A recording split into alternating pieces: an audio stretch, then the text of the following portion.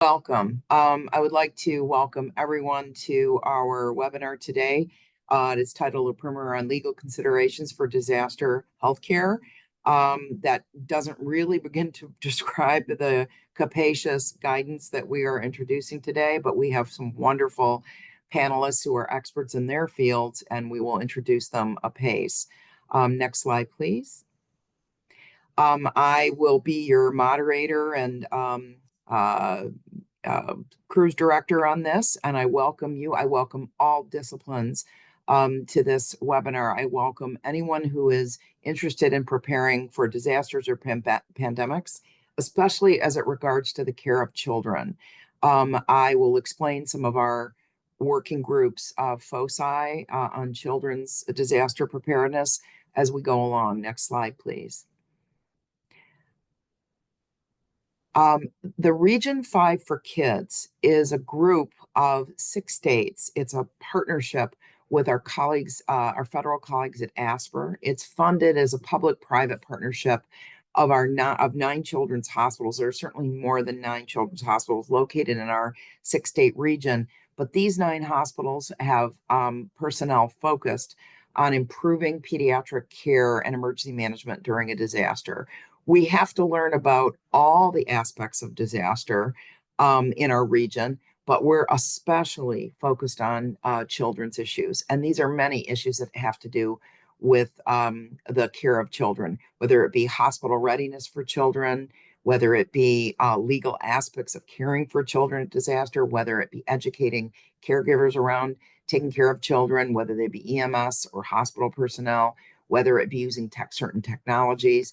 But our 6 states are putting together our brain trust to develop the best practices. Next slide, please.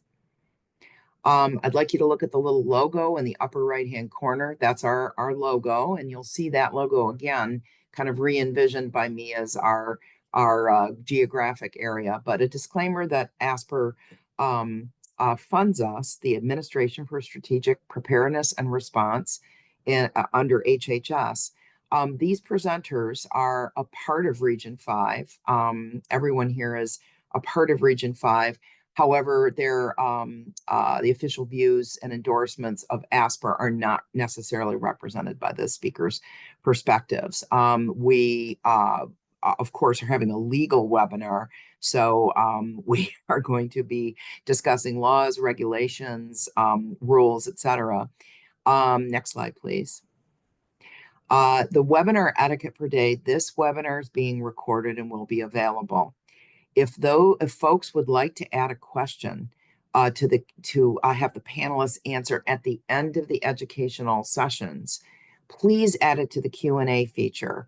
There will be ample time at the end of the educational presentations. And there are actually, in many ways, you could say there are actually 4, because there are 4 of us speaking about different aspects of the legal guidance in our 6-state region. Attendees can see all the questions. So if you have a private question for a particular speaker, the attendees can all see them, but the attendees can upvote questions. If there is a particularly compelling question that you see in the Q&A area and you think it's great, you can upvote it so that it rises higher in the queuing order. We will attempt to answer as many questions as we can during the Q&A, but you can imagine there may be, especially when you see the materials, various questions about the guidance or about legal or ethical issues in our 6-state region, or even our federal government. Next slide, please. This is the QR code to download the entire playbook as it currently is, the master completed playbook. If you want to use your phone and download that, or take a picture of the QR code, or go to the URL, you can download the legal considerations for providing pediatric health care during a disaster. The title was chosen to make sure that we don't forget that we are a group focused on children, but many of the legal concepts in this book are generalized legal concepts that would apply to anybody providing care in a disaster. I don't want people to think because they take care of adults mostly or don't take care of children solely as their sole function that there's nothing for them in this guidance. There is plenty for the general audience. Next slide, please. This is going to be the run of show today. I've already made some opening comments. Our first speaker is Mr. Rick Drummer, who's an emergency management professional of many years' experience. Emergency management, ethics, law, medical care, this is all bound up in this response, this document, to understand the legal and ethical responses to disaster preparedness through the virtuous cycle of mitigation, response, recovery, which is the disaster cycle. If we're not planning our approach, our duty to plan, which Rick, I'm sure will talk about, and so will Deb, if we're not planning, if we're not able to respond, if we're not able to recover and mitigate and recover, we've fallen down in our role as planners and responders to disaster. And in many ways, each of the people on this panel has a role to play. Their disciplines have a role to play, along with many others. I am a medical provider in addition to being a person working on disaster preparedness for children. So we feel that this group represents that virtuous cycle of planners, administrative planners, of operational planners, ethicists, lawyers. Lance is a law professor, and Deb is an ethics professor. All of our folks are here in Region 5 and have worked on the document. But there may be folks in the audience who are general counsel to a particular hospital or health system, who are planning for long-term care, who are planning for pre-hospital responses. I'm welcoming you all, and I hope you will find what you're looking for in our legal guidance. Next slide, please. And without further ado, I'd like to introduce Mr. Rick Drummer, who's going to talk about the legal and ethical perspectives from an emergency manager who's done this for a very long time. Rick, take it away. Thank you very much. Sound okay? Very good. Next slide, please. So, perspective of emergency manager. Well, emergency manager of what? Emergency managers span a broad spectrum. Some are jurisdictional. They have the rule of law behind them. They're city, county, state, federal, tribal. Some emergency managers are in the private sector. They might be at a General Motors, or they might be in some other facility. Some are in public health. If you notice, I have healthcare highlighted. Healthcare facilities have people responsible for emergency management, whether you're in a hospital or long-term care. There are nonprofits. Red Cross has emergency managers, and there's others that are in education, etc. They all are emergency managers. Many do not have a title that says emergency manager, but that's part of their responsibilities. They may be called an EPC, or an emergency preparedness coordinator, or they might go by Homeland Security instead of emergency management, or a safety officer. I'm called a healthcare coalition coordinator, but I am responsible for emergency management. Some might even be a fire chief. Next slide, please.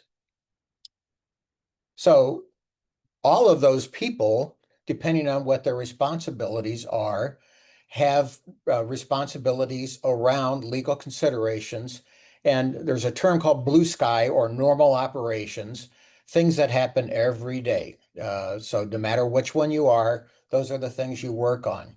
But then sometimes disasters hit. Disasters could be on a broad spectrum, from a minor disaster to a catastrophe. So if you are an emergency manager, you need to understand the rules, the laws that impact you for your responsibilities. In the blue sky, if you're in a hospital, you need to know about EMTALA or HIPAA, but you don't need so much to know about other things in blue sky operations. But you do have a duty to plan for those that when they do happen. So when that disaster hits, you need to know what are your responsibilities, what are the legal or ethical things you have to think about in normal, and then when does the disaster get so bad that help is needed, or you need help from the government, or the laws might need to be modified a little bit. So you need to understand that those avenues are there for changes, and a lot of those are covered in the toolkit. So some of those require declarations. Now, your hospital CEO can declare something, but that doesn't necessarily put all the laws in place. Some require a county government official, then it goes up to the governor or the health officer. Some of the things in there a health officer can do. So even if your job does not involve all of that, you need to at least understand that those avenues exist where things might change that you need to have in your plan because you have a duty to plan for all of these. Next slide, please.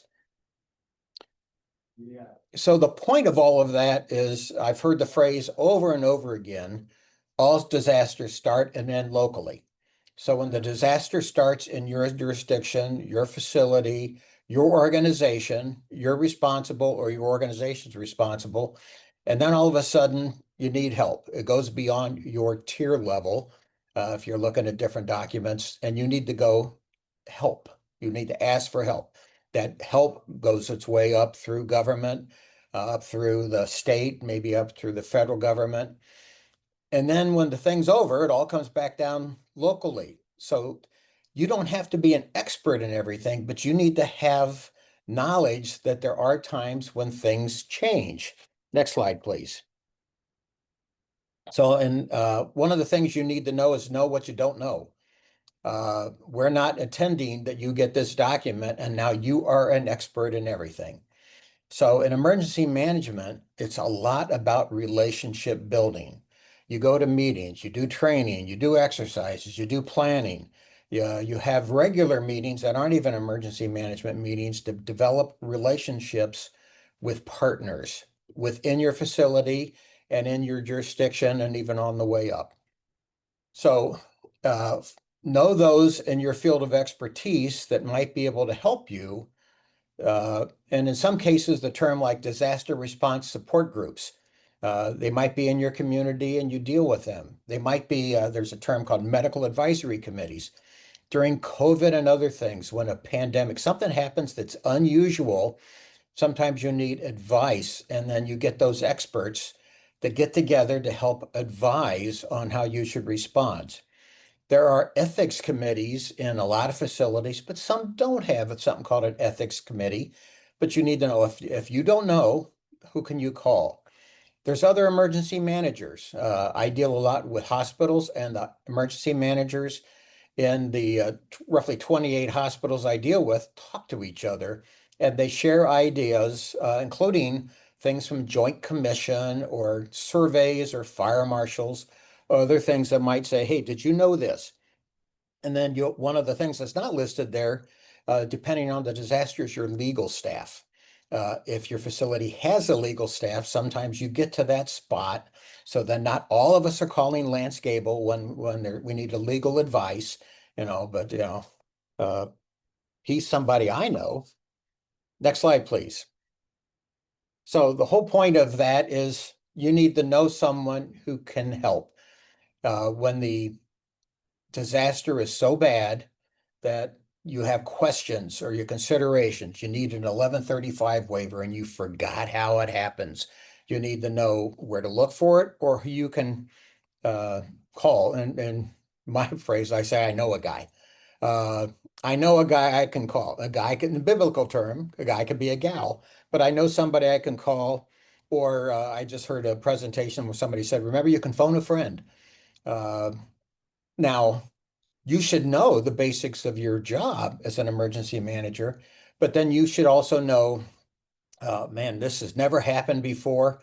And I'm not sure what we're supposed to do, and nobody else that might around the table seems to know. We need to call somebody or get somebody else involved. Next slide, please. So as emergency managers, we have a duty to plan, or what I call anticipate. You have a duty because you have your hazards analysis or your risk assessments that tells you what's likely to happen, and you're supposed to plan for those. But history is not always the best predictor of what's likely to happen. And sometimes something's going to happen that wasn't in your hazard analysis. And I'll give you an example of in Michigan, we don't do a lot of hurricane disaster planning, But when the hurricane hit North Carolina and all of a sudden we weren't getting any more saline solution, now we had to figure out what were we going to do? How are you going to alter what you're doing to provide that life-saving care or patient care? It was caused by a hurricane that wasn't in our HVA. But the things that we plan for the normal blue sky or the normal risk that we have, our communications processes, coordination process, collaboration, all help when that unusual things happen. And remember, we're supposed to protect lives, property, and organizational credibility. So sometimes it's not just all about lives and property, but the credibility of the organization afterwards in today's environment with social media and other things that might happen. We want to minimize our liability. Uh, and this all happens a lot because you have developed teamwork and trust, both within your organization, in your community, in your county or your state, and in your community. People in your community know that, or think they can trust you, whether you're jurisdictional or at a facility level. Next slide, please. So part of that process, there's something called indicators and triggers. Now, a lot of times people don't use the word indicators, but you do look at weather forecasts. So when the weather forecast says you're going to get a bad storm, a lot of heavy rain, you're going to get snow, 12 inches of snow or something, those are indicators that something might happen. When you know there's a large gathering, a special event. Here in Michigan, we had the Woodward Dream Cruise, where only about 1 million people or so are going to line up along a road. There might be a social media post or something that says, hey, there's going to be the president's coming into town and there's going to be a gathering. Those are all indicators. You might get an epidemiologist report if you're in a healthcare facility that says, oh my gosh, there's a new RSV virus and it's spiking. You need to start thinking about it. There are fusion centers that emergency management use throughout the country where they gather data about something might happen. There's chatter. A lot of that is what I call indicators. But then you also need to understand the trigger. The trigger is when something happens that now we've been thinking about, uh-oh, it's here. We need to maybe understand our ethical and our legal considerations because, boy, something's happened and we can't do it the normal way. Next slide, please. So in healthcare specifics, we have to prepare for disasters that might hit the facility or the community. Some of those disasters are maybe burn patients or pediatrics or special pathogens. Those are typical concerns. Pediatrics is an interesting one because as a emergency preparedness person, when I came in and somebody said pediatric, I'm thinking little kid. I'm thinking a 5-year-old, a 4-year-old, a 3-year-old. I'm not thinking a 10-year-old because I deal with scouts.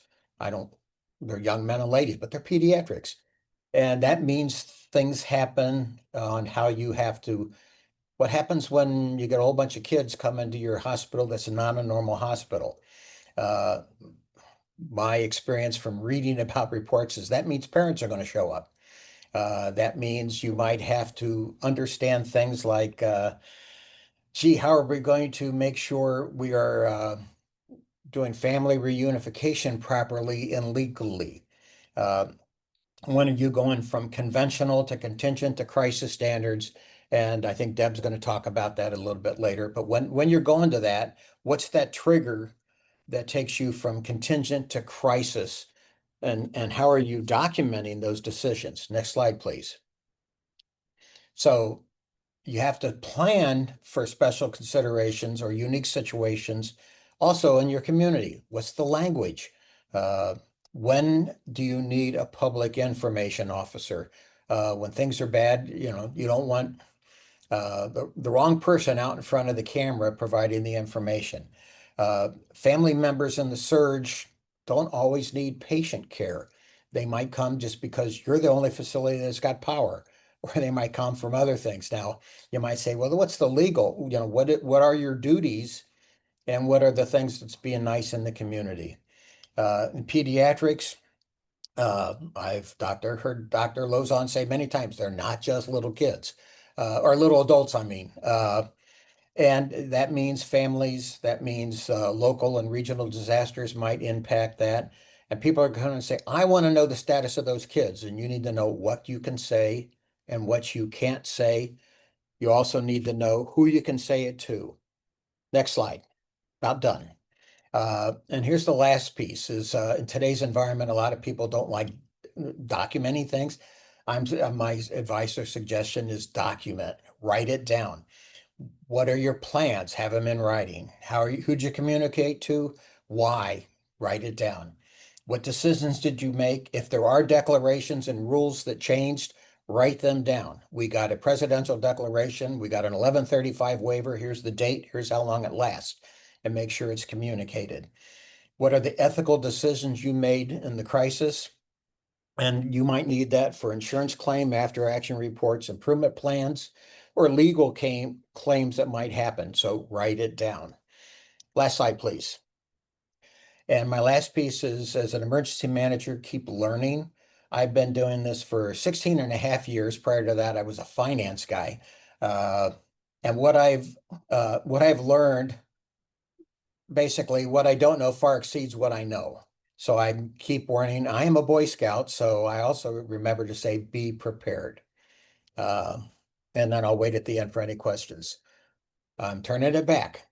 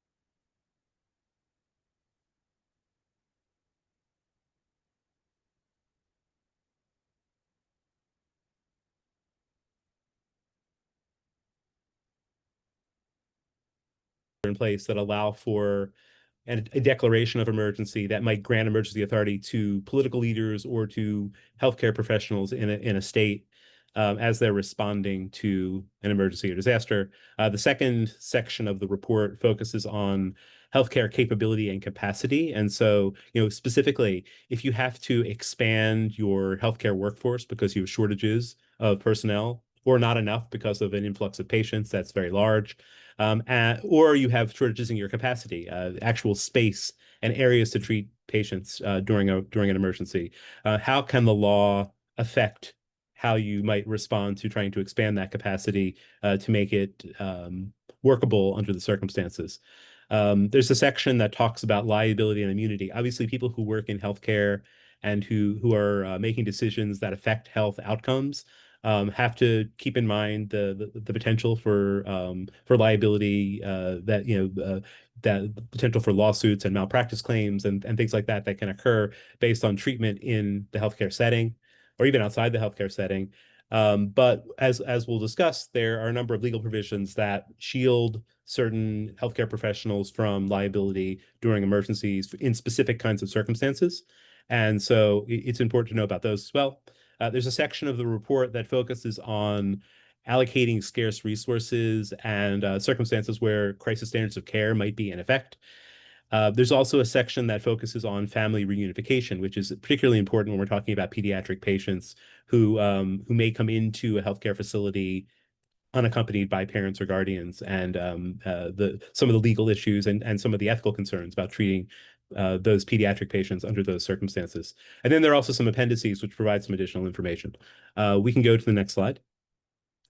Okay, so first, emergency authority. As I mentioned a minute ago, there are a number of provisions in federal law, in state law, and even in local law that allow for political leaders and government officials to declare emergencies when there's a really significant incident that meets the definition of emergency. Now, emergencies and disasters can be things like natural disasters or wildfires or earthquakes or any of the number of natural disasters as you can imagine. It also can include things that are more specifically targeted at the healthcare system, things like a pandemic, or even potentially a major disruption, power outage that might result in healthcare facilities losing their capacity because they don't have power to operate. There can be all sorts of different kinds of scenarios that might fit under this heading of emergency or disaster. And what these legal authorities do, is they allow for officials to declare an emergency, and that emergency declaration changes the legal landscape. It allows them to take steps to directly intervene more rapidly during the declared emergency. So at the federal level, there are a number of provisions that allow for the president to declare an emergency or major disaster. There are laws like the Stafford Act or the National Emergency Act, which are laws that allow for the federal government to free up resources to send resources and coordinate responses during a major national emergency. You often hear about the Stafford Act being used to respond to things like hurricanes and wildfires. And authorizing FEMA to respond and intervene and coordinate with state level officials to respond. There also at the federal level, there's the possibility to declare a public health emergency under the Public Health Service Act, which allows the Secretary of the Department of Health and Human Services to declare a public health emergency. It also frees up funding, frees up resources, and allows for waiver of certain federal laws.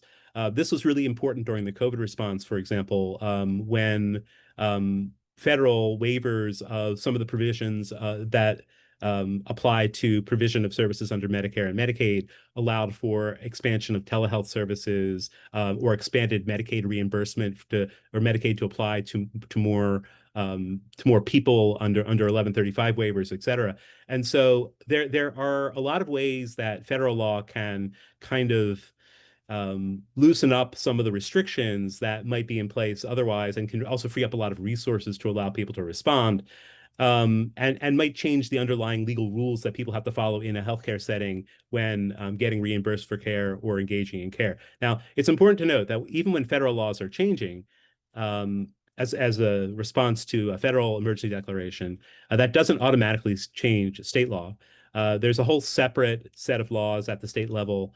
And in every single one of the states in FEMA Region 5, and really in every single state in the country, there are laws that allow for governors to declare emergencies or disasters under state law. These kinds of declarations usually are even more broad than the federal emergency authority. In other words, the set of powers granted to a governor or the designee of a governor, it might be a health department director, to respond during a declared emergency are really broad. And so it can include not only coordinating responses and freeing up money and resources, but also to waive or amend certain state laws that could impede an emergency response, to control movement of people. This is something that we saw a lot during the COVID response, of different restrictions on gatherings, to alter state contracts, to control uses and allocation of property, to expand professional scope of practice. So you may see, and we did see during the COVID response, orders from state governors expanding, or from health department directors expanding the scope of practice to allow for practitioners to do more than they normally would be allowed to do under state law in providing healthcare, as modifying licensure requirements and related kinds of issues. These declarations can also provide liability protection as well. And so the emergency authority here is extremely broad. It's going to vary a little bit state to state. In the report, we go through and give more specific details about how some of this works in the different states in our region. It's also important to note that in addition to the gubernatorial powers that allow governors to declare states of emergency, state health departments also have a broad array of powers to declare and to respond to public health emergencies in particular, to do things like require masking in some states, require other kinds of intervention strategies that are conducive to protecting public health. And so these are all kind of interconnected. The federal, state authority, the power in the state allocated to the governor, and the power allocated to state health departments. Also, the power, many states also allow for local health departments to act on their own to respond to local emergencies. Sometimes there are issues when there are conflicting orders from federal, state, and local governments. That's not something I'm going to discuss right now. But as I said, these orders really give a lot of leeway to government officials, and in some cases to healthcare officials broadly, to respond in a way that's conducive to having a good public health response. I should also mention that two last things here. One is that officials also have some discretion in how they enforce existing laws. And so one of the things that we saw during the COVID response was that in some cases, executive branch officials, either at the federal level or at the state level, decided to announce that they weren't going to tightly enforce certain kinds of legal provisions. And they were going to ease enforcement in order to allow for expansions of capacity, for example, to respond to the pandemic. The second point is that this authority can change. And we've actually seen over the past couple of years, in reaction to some of the uses of these government emergency powers during the COVID response, that some states have actually curtailed the authority that governors have in extending emergencies, for example, beyond an initial declaration.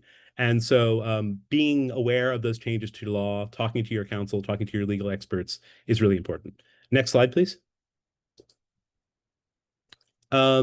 One of the areas that we address in some detail in the report focuses on healthcare capability and capacity. And so, as I said before, capability is focused on really on the staffing of the healthcare facilities, ensuring that there's enough that there are enough healthcare providers in place to provide care for all the patients that need care, to the extent that that can be done. This was a big challenge during the COVID response, and so some of the approaches that were used in states were to use some of their emergency authority that I was mentioning in the previous slide to change the underlying scope of licensure or rules about scope of practice, to allow for more healthcare professionals to be available to provide care legally to patients.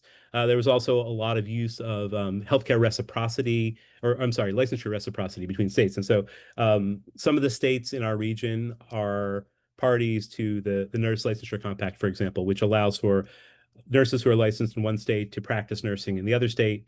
That reciprocity of licensure can allow for surges in healthcare workers to help expand capacity if one state is suffering a disaster and another state is not. When everyone's having a disaster at the same time, that doesn't necessarily solve the problem. But there's a lot of leeway within state authority to address these kinds of capability issues by altering licensing, scope of practice types of requirements. There also was a lot of discussion in the pandemic response, and there's a lot of legally applicable provisions that are out there that focus on expansion of capacity. So some states have requirements and a lot of administrative processes that you have to go through if you want to expand your hospital, for example, add extra beds. A lot of those requirements were waived during the pandemic through emergency order to allow for hospitals to create temporary alternative care sites to treat patients. Changes were made to EMS protocols to allow for emergency medical providers who were treating patients outside the hospital to operate with a little bit more leeway than they would have during normal circumstances. And so some of those kinds of flexibilities are built into laws as well. And this is done under state law. Also, there were a lot of efforts during the pandemic response to use the law to expand telemedicine and telehealth services. And this is something that, it's kind of it's a continually evolving area of law, because a lot of the changes that were implemented during the pandemic, expanding reimbursement for certain kinds of telehealth services under Medicare and Medicaid, for example, and also changes to state law that allowed for telehealth services to be provided in a broader array of capacities. Some of those extensions that were enacted during the pandemic were rolled back. Some of them, though, are still in place. Again, looking at your particular state law to see how that is playing out. And but I think going forward, thinking about future emergencies and disasters, the capacity to expand access to care and to maintain access to care through telehealth services is a really important strategic option that can be considered, especially if you're trying to preserve in-person services for an influx of patients that might need them more acutely. Okay, next slide. Okay, so the next section of the report, I think we went backwards. Okay, there we go. The next section of the report focuses on liability and immunity. I'm not going to go into too much detail about this, but I will say that there are provisions in law, both at the federal and state levels, that provide some immunity for healthcare providers related to responding to emergencies and disasters. In the report, we talk about, for example, at the federal level, some of the immunity is targeted. So there's the PrEP Act, which provides liability protection for people and organizations that are administering countermeasures during a declared public health emergency. And so people who, for example, were providing vaccines and other kinds of medical treatments that were approved during the course of the COVID response had some federal law protection from that provision. Most of the liability protections, though, that exist are found in state law, and so in a lot of states there were specific orders that were enacted by governors during the pandemic to provide some additional immunity for healthcare professionals who were responding to and treating patients during the pandemic. Those were kind of temporary provisions. They didn't extend liability indefinitely. But there also are state laws that provide liability under certain circumstances, regardless of whether there's an emergency or a disaster. Laws like Good Samaritan laws, which allow for protection of individuals helping outside of a healthcare context. So if you see someone injured on the side of the road and you help them, a Good Samaritan provision will provide you with some immunity from liability if you injure that person while you're trying to help them, as long as you were not engaged in intentional or gross negligence. So I'll also say that there are some specific provisions depending on the state that can cover things like immunity for people who are administering immunizations. I know Michigan has a law like that that provides kind of a specific immunity protection for people who are participating in mass immunization programs under a state program. And so look at your state laws, and you will find that there are definitely some options. And the fact that governors can expand this liability protection during an emergency or disaster through executive order is something that we saw a lot during the pandemic response and could see in the future, depending on the circumstances. Next slide. So here we are. We have a section. Our next section of the report here focuses on scarce resource allocation and crisis standards of care. I know that Dr. DeBruin is going to talk about this a little bit more in a few minutes, so I'm not going to go into too much detail here. But I will say that so this is obviously a really important concern when you're talking about really serious emergencies and disasters that either greatly increase the number of patients who need care in healthcare settings because it's something like a pandemic and lots of people are getting sick, or because it's a really acute disaster where lots of people are injured and all need care at the same time. Those kinds of circumstances are very different. The acute disaster might have an influx of patients that's a very short-term overwhelming and may overwhelm the system in a very short-term way. Something like a pandemic can last for months or years. And we saw that one of the really big challenges during the COVID response was that not only were our healthcare systems really stretched thin because of the number of patients, but there were different waves that existed over time. It wasn't all at the same place at the same time, but it was an ongoing thing that over time really took its toll, and then ended up getting complicated by other outbreaks of diseases like RSV and flu and other, especially in I know the pediatric tripledemic that happened uh, really put a lot of strain on pediatric healthcare providers. A little bit later on in the cycle of the pandemic. And so this report goes into is discussion of how law and also some really important guidance that's out there can help plan for these kinds of scarce resource situations. The idea of crisis standards of care is basically that there can be circumstances where, because of the overwhelming nature and the limited resources available in a healthcare setting, you might need to change your standard of care and provide care in a different way and at a different level than you ordinarily would under a conventional circumstance. And there's been a lot of national guidance put out by the Institute of Medicine and the National Academy of Science, Engineering, and Medicine. They have some great resources out there. Many of the states in FEMA Region 5 also have state level guidance that's very well developed. Minnesota has a particularly good set of guidelines, and Michigan has a fairly well-developed section or set of guidelines as well. These are important resources to consult.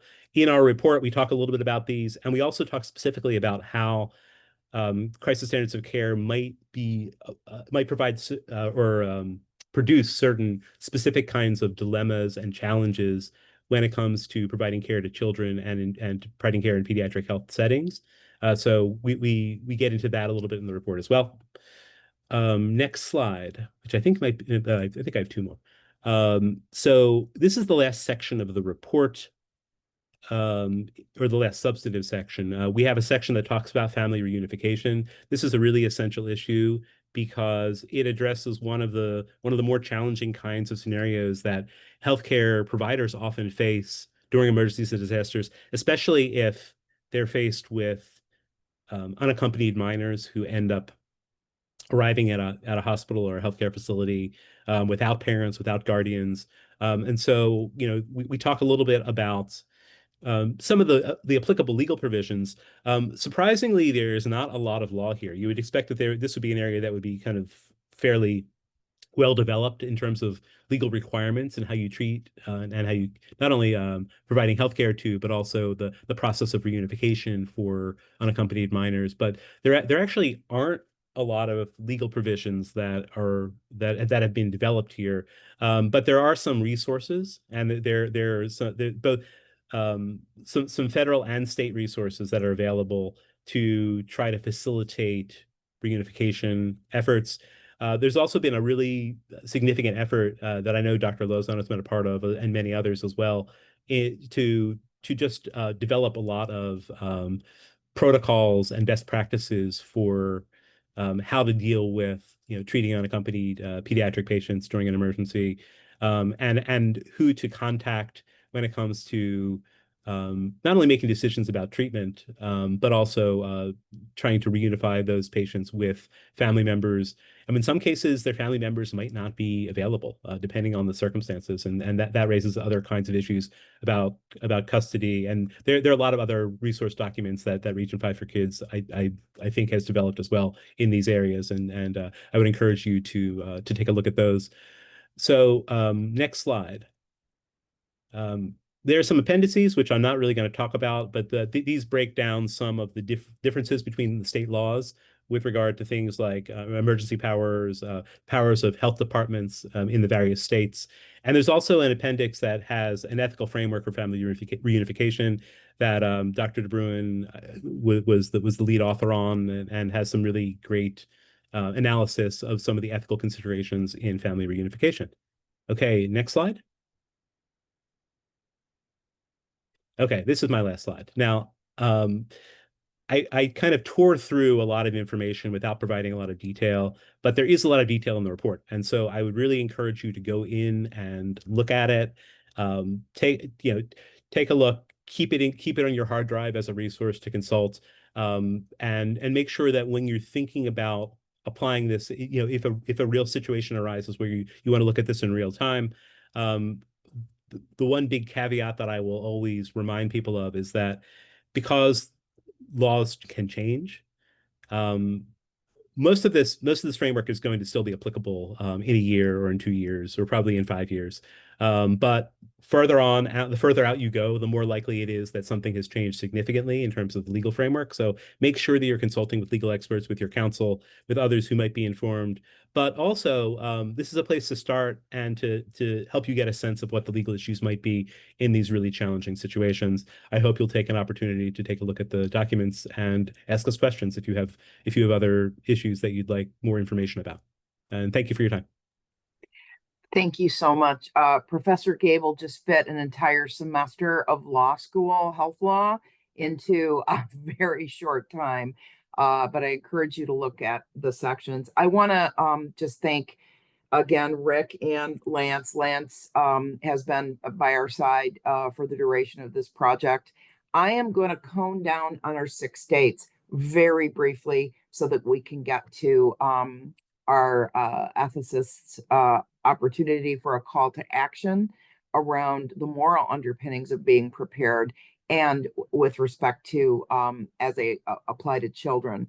And I will discuss that a little bit before I introduce Dr. Bruin. Region 5 for kids. I'm going to tout our geographic region, and I'm going to say 6 states strong. I have been with the regional group since the inception. Next slide, please. Oh, I forgot to do my little animation.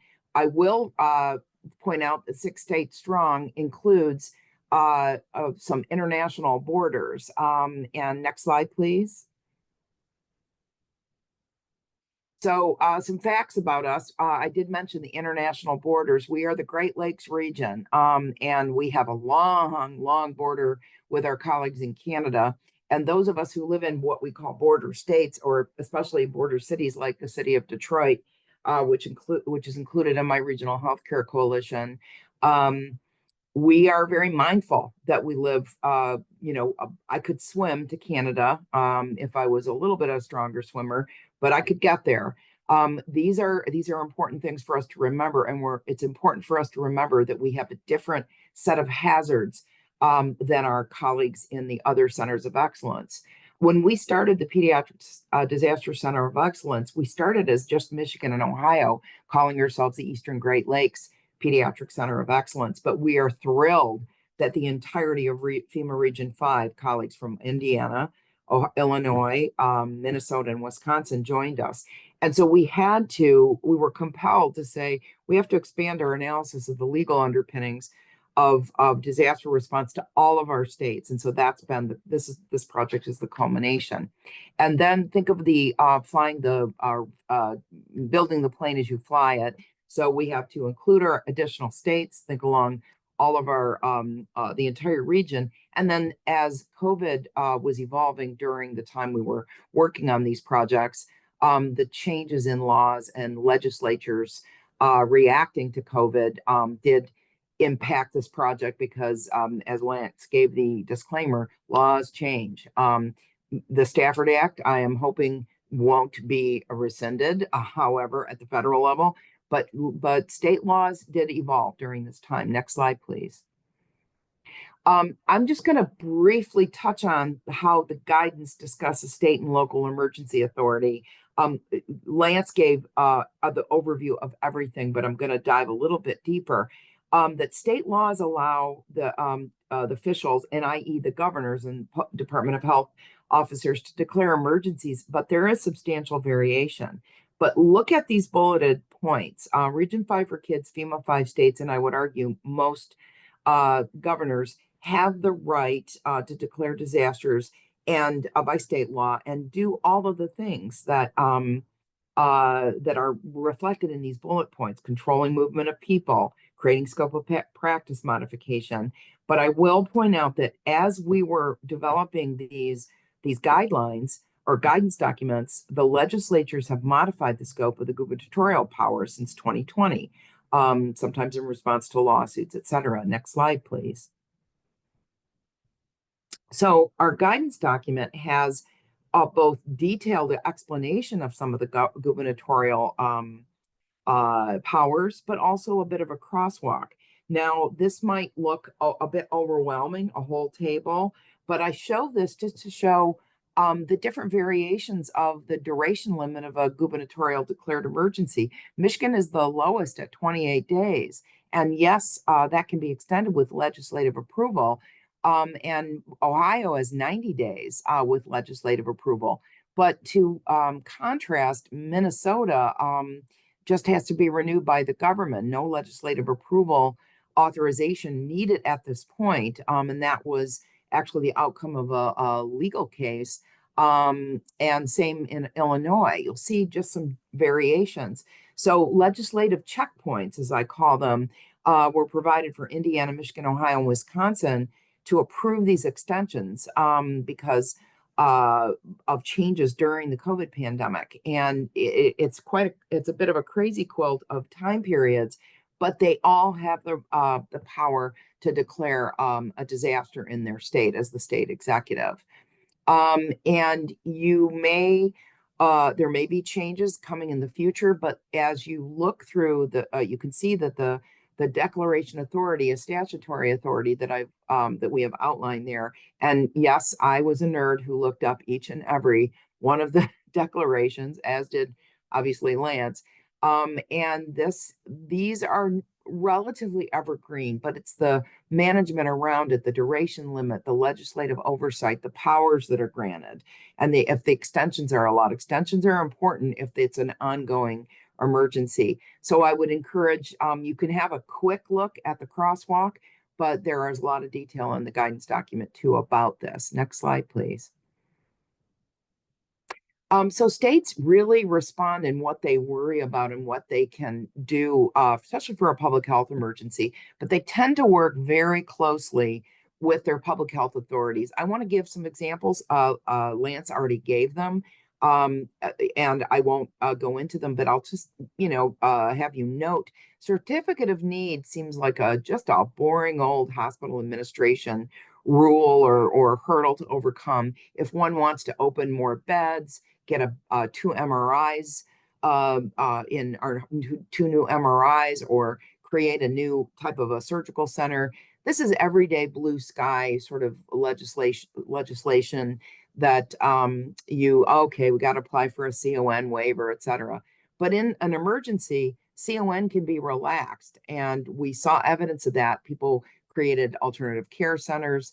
But I do want to point out at the beginning of, at the time we wrote this grant, Ohio had no certificate of need in place, and Michigan was a CON state. So that was a kind of a contrast between Michigan and Ohio when we started out. But a little cartoon I included is Minnesota and Wisconsin have variations of this law, and all the rest of the FEMA Region 5, i.e. Region 5 for kids states, have a program in place around certificate of need. So this means that most of our states have some element of a waiver where you would have to expand beds. And you might think, when is this really going to come into play? Well, it really does.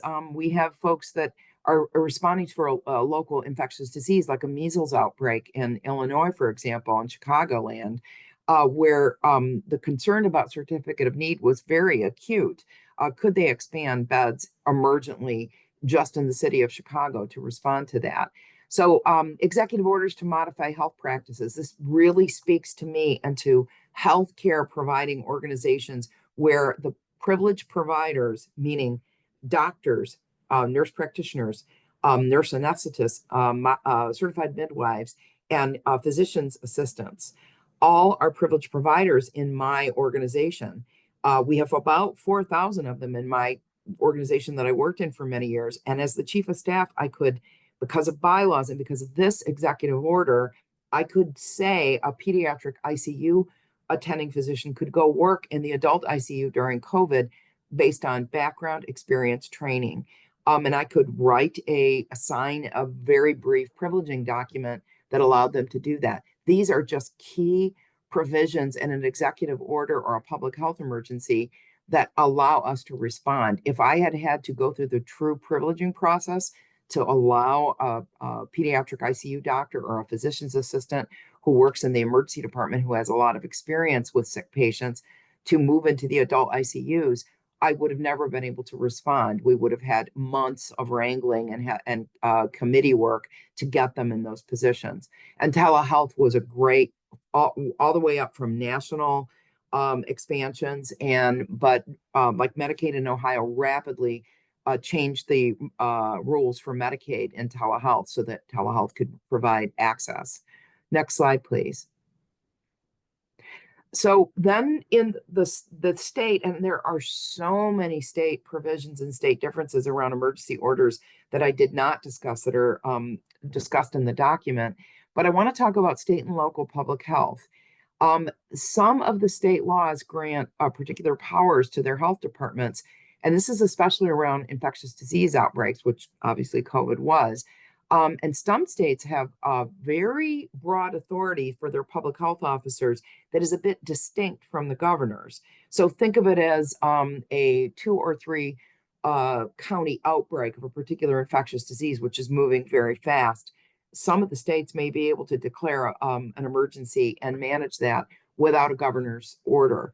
And this is important because quarantine and isolation orders can be implemented outside of a state level emergency in most states. Quarantine and isolation are very powerful issues around especially a very highly infectious disease.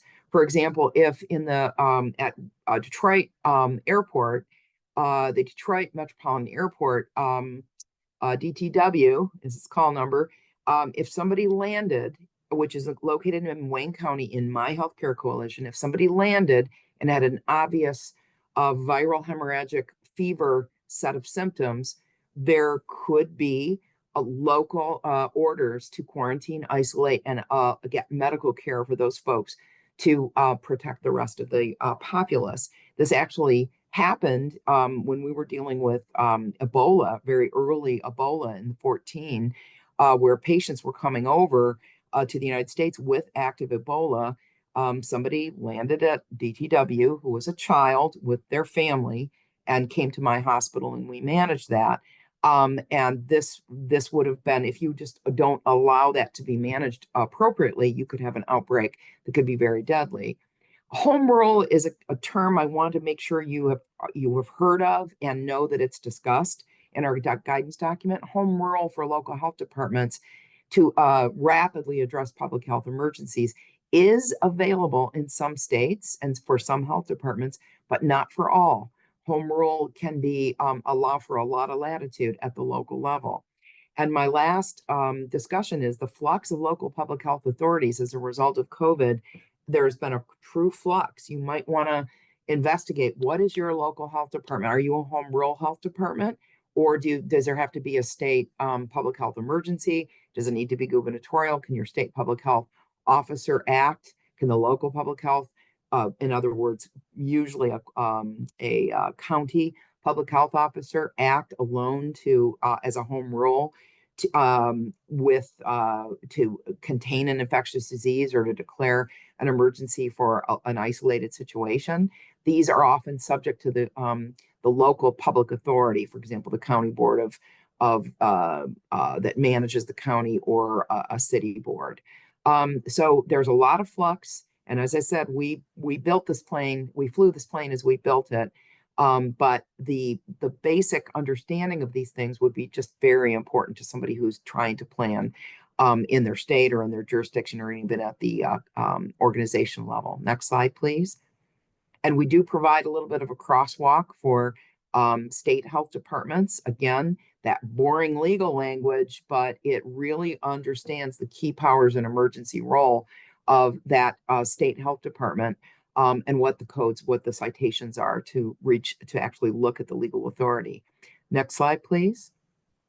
I think that's it for me, and I'd like to turn it over to Dr. Deb DeBruin, who is a faculty member at the University of Minnesota and was exceedingly involved in her state's ethical guidance at the state level for scarce resources and other critical, like crisis standards of care, and has been a member of our legal and ethical work group from the get-go. And the reason that we have an ethicist in a legal work group should be obviously evident to everybody. But I will tell you, there are some areas where the law doesn't work and where ethical guidance and some guidance around what the underpinnings of what law doesn't exactly address, where we can't find statutes, laws, rules, or regulations. And this is an area where we have to plan in advance as well.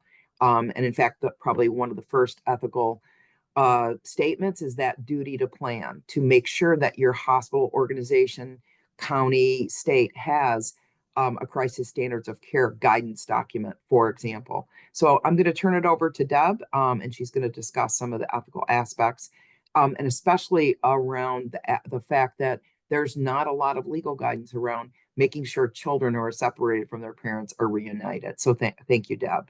Take it away. Thank you, Marie. Next slide, Damien, please. So I just want to take a moment to reflect on the relationship between ethics and the law, because as Marie suggests, it's complicated. Sometimes ethics and the law really do coincide. That is to say, sometimes they provide very consistent direction in decision making. Sometimes the law may really not offer clear direction on critical issues, and then ethical guidance is really needed. Sometimes the law sets really basic requirements, so sort of it establishes kind of a floor, but ethical requirements may be more robust. That what we really need to do is more involved than what the law outlines for us. Sometimes, to be honest, our ethical and legal obligations just simply conflict, or there may be significant ethical concerns about the way the law is crafted. And so it really is important that we think about ethical issues alongside thinking about legal issues. Next slide, please. So what I'm going to focus on today is resource scarcity, just sort of as a case study for thinking about the way that ethics plays in to these conversations about preparedness. As other people have already mentioned, care in a crisis is provided on a continuum, or care in a disaster is provided on a continuum, depending upon whether we have an ample supply of resources or whether resources are getting scarce. So conventional care, that's everyday healthcare services. That's what Rick would refer to as blue sky days, right? The standard of care there is the usual standard. And from an ethics point of view, I really think it's important for us to focus on what is the standard of care. So I'm going to tie this sort of concern about increasing scarcity to what is the standard of care throughout this continuum of care. Contingency care arises when the demand for resources, and that's space or staff or material resources, stuff, as we say, when demand begins to exceed supply, okay? It's important to understand that in contingency circumstances, the standard of care is care that is functionally equivalent to usual care. That is to say, we haven't yet shifted the standard of care. So you recognize that some adjustments to usual care may be necessary. You won't be providing usual care, but the outcomes, patient outcomes, should be substantially similar. The goal in contingency circumstances is really to try to prevent movement into crisis conditions by adapting care in order to mitigate shortages and to maintain that usual standard of care for as long as possible. Crisis care occurs when resource shortages persist or they worsen despite best efforts to mitigate them, and resource depletion presents substantial risk. So it's no longer possible to deliver care that's functionally equivalent to usual care. In crisis conditions, the appropriate standard of care is crisis standards of care, or CSC, as we often say in terms of the abbreviation. So the appropriate standard of care is crisis standards of care, and that involves a shift from purely patient-centered or patient-focused care to a more population-focused approach, okay?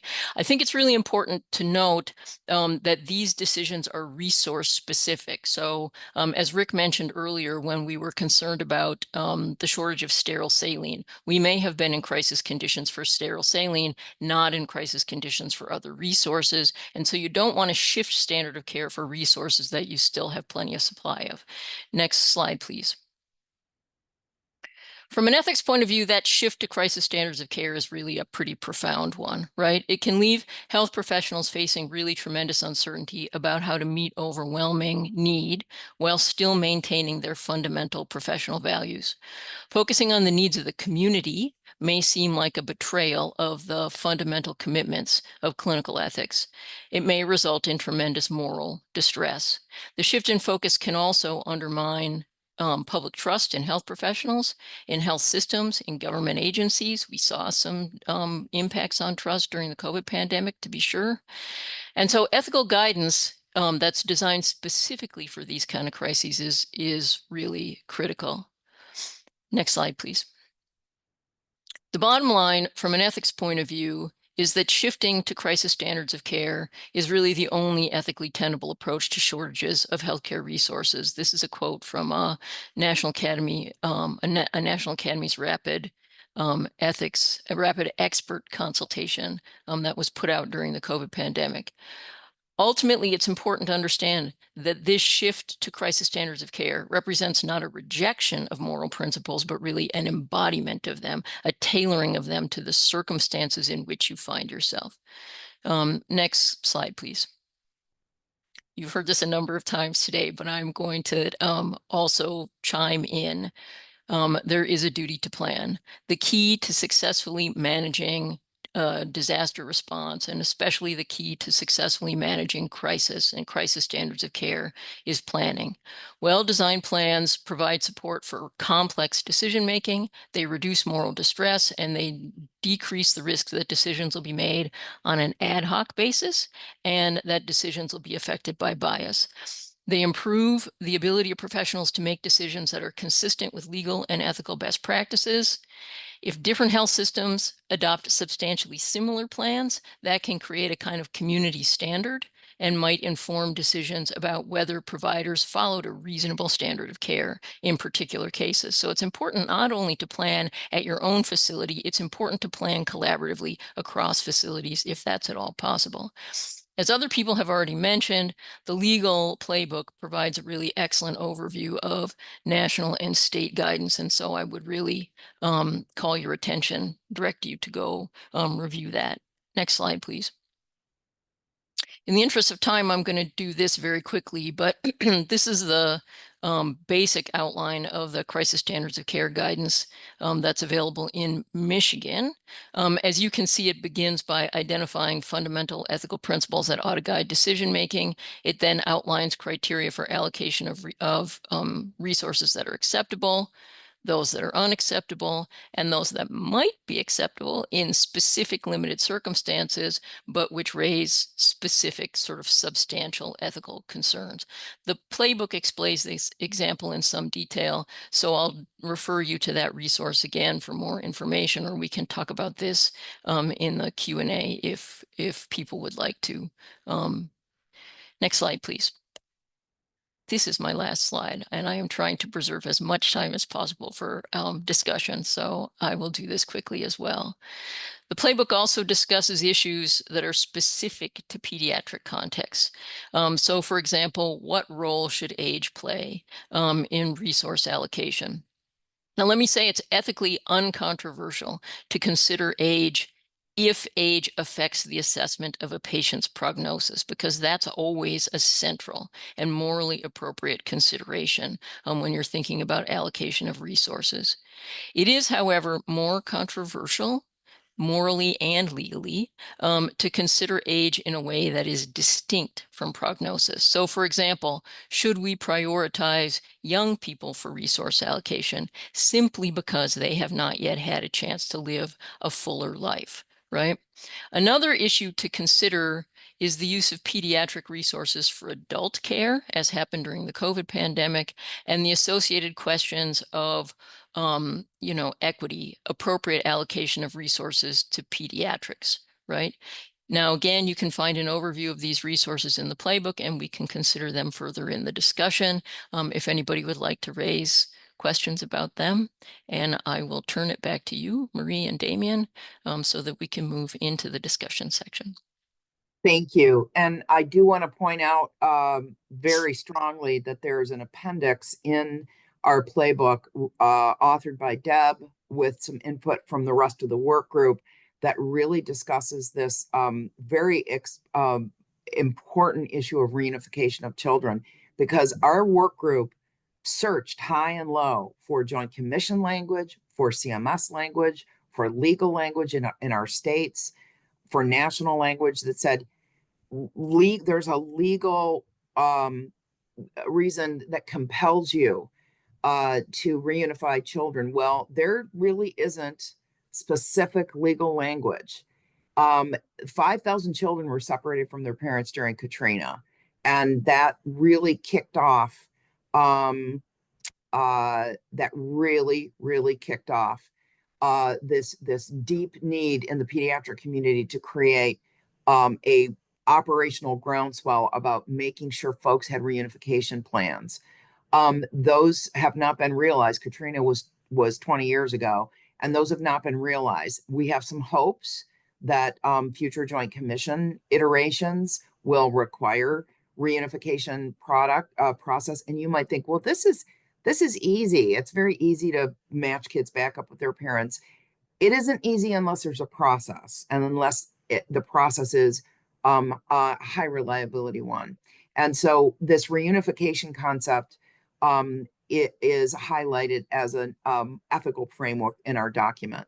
So we're going to open this up to the Q&A portion. I encourage folks to download the document and to add it.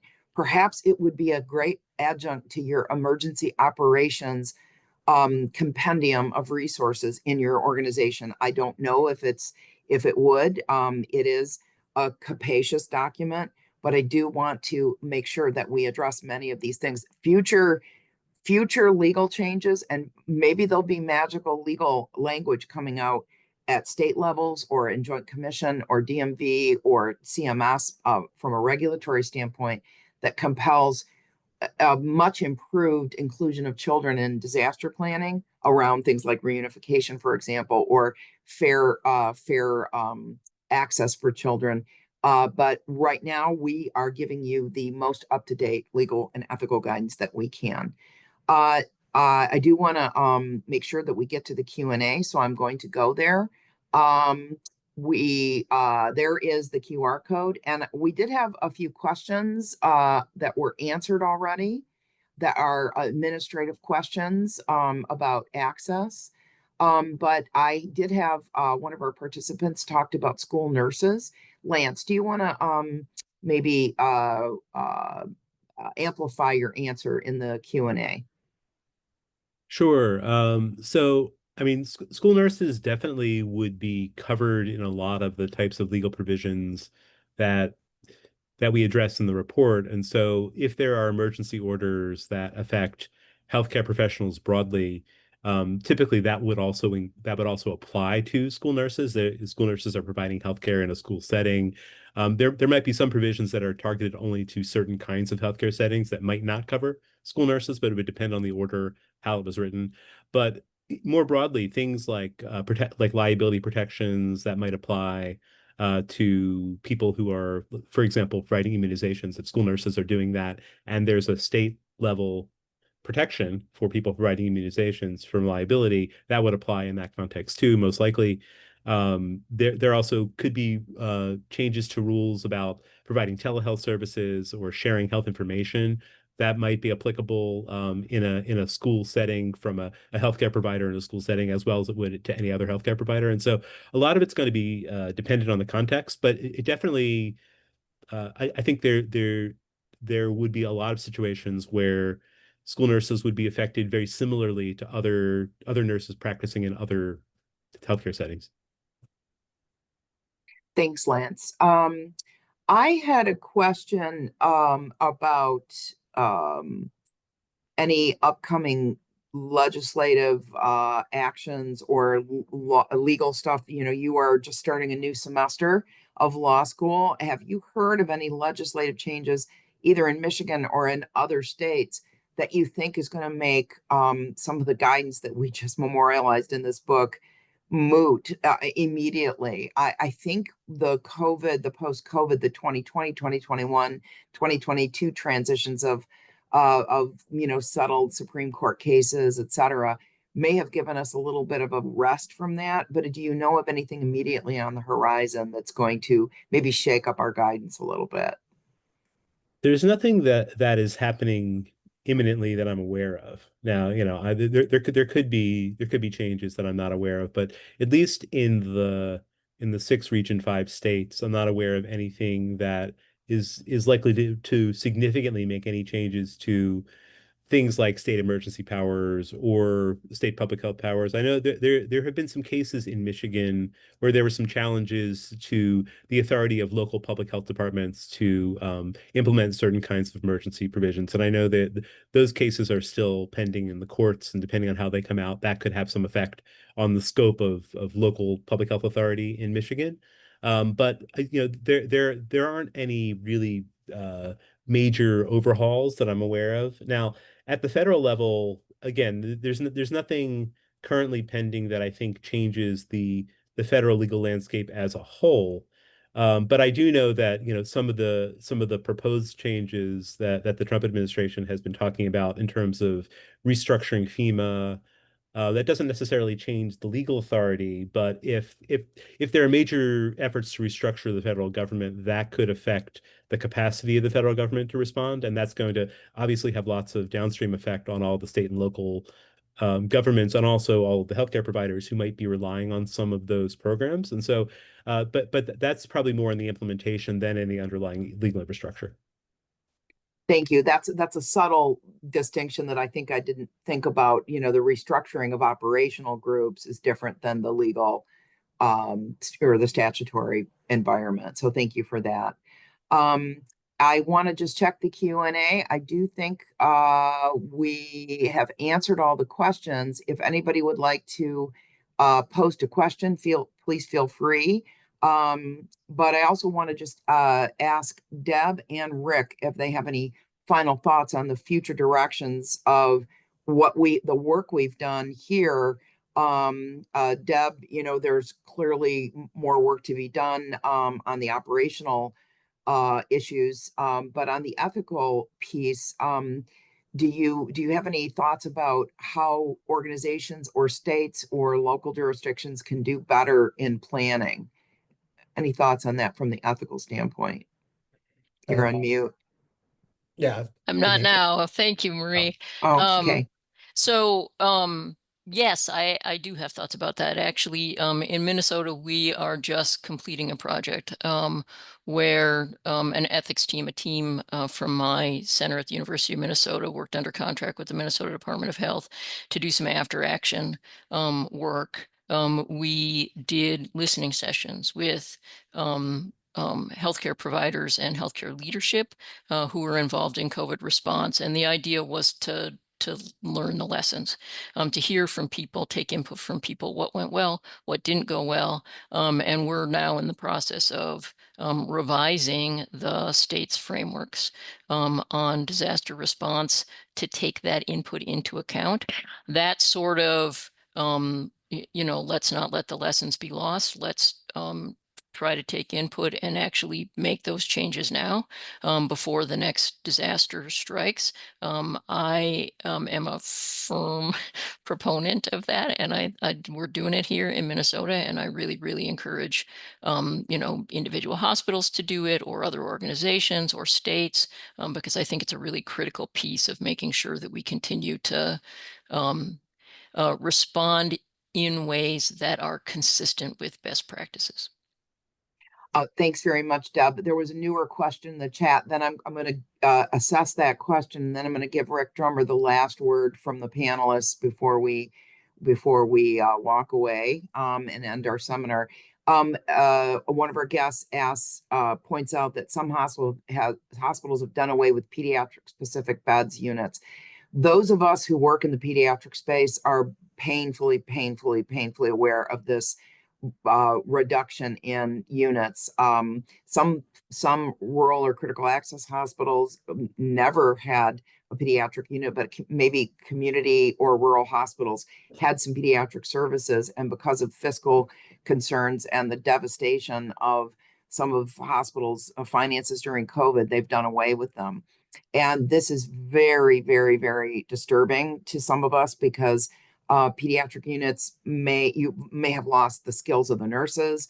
The emergency department doctor may have some skills, but they won't be as exquisite as they were when they were just out of training, or if there were pediatric colleagues around.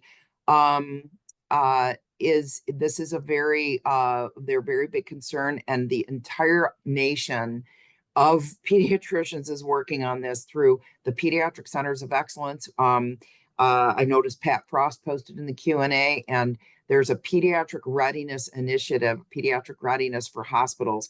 There are copious resources to ensure that pediatric or that any hospital can be ready for pediatric patients if they have an open emergency department. So we're very, very aware of that. The standards of care will apply. So it is incumbent upon hospitals that hold themselves out as providing emergency services, but don't have pediatric providers, to be able to be ready in the event of a pediatric emergency or disaster. And I know this is an uncomfortable position for hospitals to be in when they don't have those services available. But if you look at emergency medical services for children, EIIC, you could just put that acronym, you will find copious readiness documents. And then we have literally 2 or 3 minutes left. I'm going to give the floor to Rick Drummer to close us out about planning and managing an emergency for a jurisdiction, an organization, etc. One of the things that's happening, and it's not unique to healthcare, is turnover of personnel. And so we spend a lot of time training people to understand the ethical pieces, to understand the legal aspects, and then they leave. And then you get new people that don't understand. So that duty to plan continues as you change personnel, because this is not a topic that's top of mind, people talk about a lot. So continue to do that. And then the unknown piece is, what is artificial intelligence going to do? Because I can easily picture somebody not knowing, and instead of calling somebody, they're going to say, I'm going to go to ChatGPT and get my legal answer or my ethical answer. And then they're going to type it in, they're going to get an answer and think, okay, now I know. And I'm worried about that a little bit in the in the future, that the artificial intelligence will truly be artificial and not really intelligent. Yes, the term hallucination is something that applies to AI. And thank you for keeping us kind of putting us in the modern world and having us think about that, Rick, because we are going to have to live with modern tools and help understand how those modern tools could help or hurt. We have 2 minutes left. I'm going to scan for any additional open questions. Our guest who was concerned about being able to deliver pediatric care at a hospital that didn't have services is what a fantastic question. And those of us in the preparedness community, especially the pediatric preparedness community, continue to just beg people to go to the resources, whether it's in their state, at the national level. EMSC, Emergency Medical Services for Children, is present in every state and territory, and should have resources for you to at least have a pediatric champion in your emergency department that may uplift the preparedness for children in your entire hospital, actually. And there are many, there are trauma resources, there are infectious disease resources, just-in-time training resources. And these are provided not just by Pediatric Centers of Excellence, the one on our West Coast, lots of resources. Our Southern friends, G7, Gulf 7, Pediatric Center of Excellence, they have hurricanes and floods, a different hazard vulnerability profile than we do, but they also have resources. So we are 1 minute away. I'm going to give people a minute back in their lives. I think we answered most of the questions. I want to thank our panelists, Professor Lance Gable, who the semester in law school starting soon. He will be back in front of the students very shortly, as will Dr. DeBruin, who's also a professor at the University of Minnesota, and Rick Drummer will be running our beloved Region 2 North, who is abuts up against my beloved Region 2 South. disaster preparedness organization. I hope you all download the guidance, give it a look, and share it with people in your organizations. I think it would make a nice adjunct to your emergency operations plan, to start looking at the materials and maybe incorporating some of them into the plan. We hope you're able to get those materials, and we very much enjoyed having you today. So thank you very much, and have a wonderful rest of your day. Thank you.